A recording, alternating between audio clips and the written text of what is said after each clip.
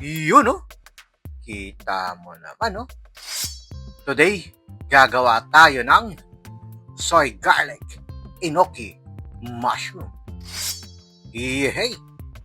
Perfect ito bilang side dish, appetizer, or kahit ulam na rin. Yung enoki mushroom kilala sa kanilang mild taste at crunchy texture. Tapos sasamahan pa natin ng savory soy sauce at aromatic garlic. Sigurado nga mapaparami ang kain nyo rito. Kaya tara, simulan na natin. So first step, i-set lang natin sa medium heat yung kalan. Then maglalagay lang tayo ng olive oil. Tapos pagka mainit na yung ating olive oil, magigisa lang tayo ng garlic. Ito marami yung nilagay kong garlic, isang clove yan.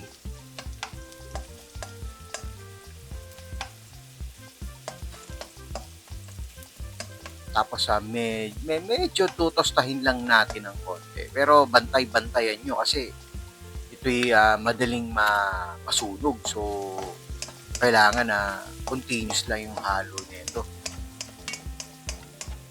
Yan, no? Lumalabas na yung aromatics nyo. Ito. Okay na to. Baka matusta naman masyado pagka ganun. So, lagyan, ayan, tinan mo, medyo tostado na ng mabilis masunog pagka hindi nyo talaga binantayan ng halo yan. So, kailangan bantayan nyo, ha. Sayang naman kung masusunog naman, di ba? So, ang gagawin ngayon natin dito, ayan, pagka ganyan, medyo may pagkatosta na. Siyempre, masarap to pagka crunchy, i-set aside natin yung garlic. I-garnish natin yan pang pinali yan. So, ayan, no? Diba? Malutong na ang bango. So, i-set aside natin yung ating garlic. Yan. Kita mo ba, no? Ayan. O, ayan, set aside natin to. Then, dun sa pinaglutuan, no? Isa lang na natin yung enoki mushroom. Balit, kung titingnan nyo tong enoki mushroom, yung dulo, yung pinag-ugatan niya, tinanggal ko na yan.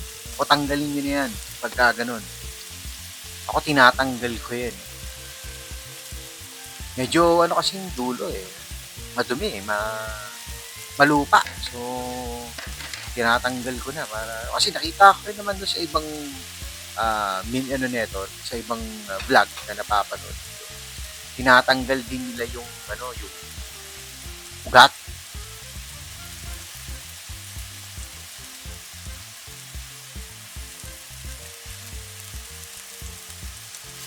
So, pag-iwa-hiwalayin lang natin ng konti. Mabilisan lang to kasi mabilis na mamaluto itong ating mushroom. So, ayan, kita mo. Napakasarap nito. Makagandahan dito sa mushroom na to healthy.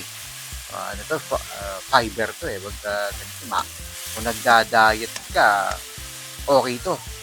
Good for digestion kasi itong mushroom na to So, lalagyan natin ng pampalasa. Siyempre, lagay tayo ng light soy sauce. Yan.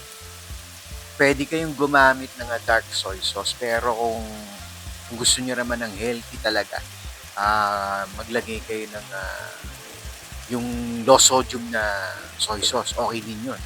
Pero para sa akin kasi gusto ko yung lasa nitong light soy sauce. Hindi gaanong maalat.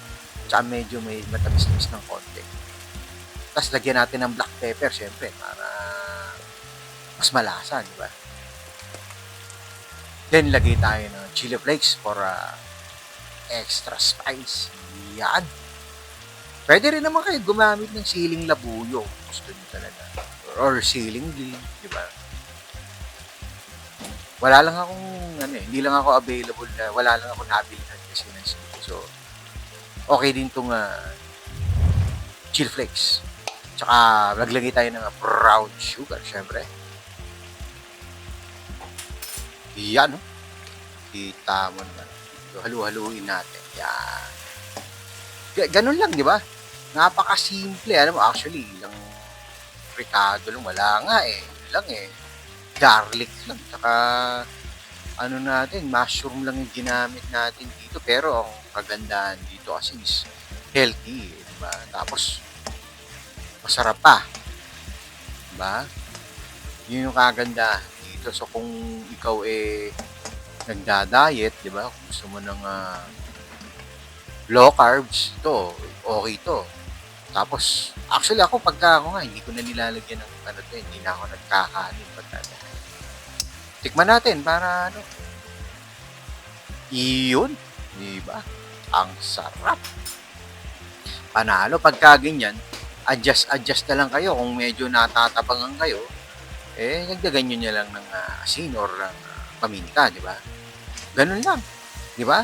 Napakadali. Ang kagandahan pa dito, ang mura lang nito. Wala pa yung mga 120 pesos lang to lahat-lahat.